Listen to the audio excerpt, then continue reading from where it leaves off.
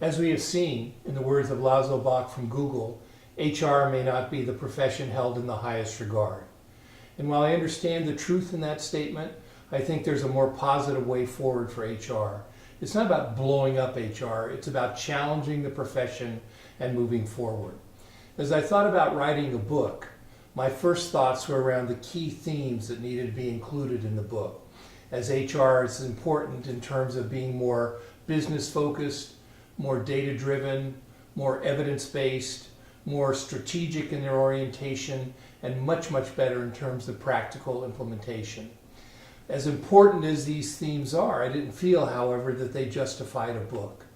And I continue to have discussions and to listen to the barbs about our profession, but then also to look at the research that says what HR can become if it's more effective, how much it contributes to the intangible value of a company. The fact that 20% of a business's success can be determined by HR professionals.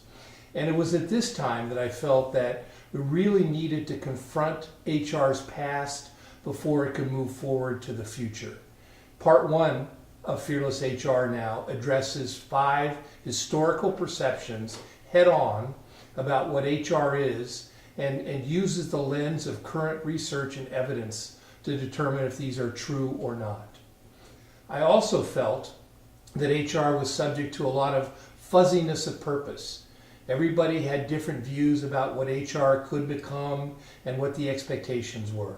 I felt that the link needed to be much firmer and clearer between HR's purpose and the business's purpose.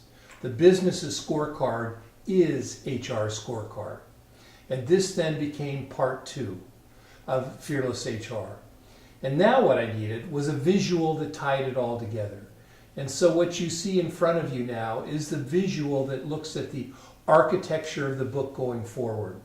The perceptions of HR, the historical perceptions, the opportunities in front of HR, and the business results that HR needs to drive going forward.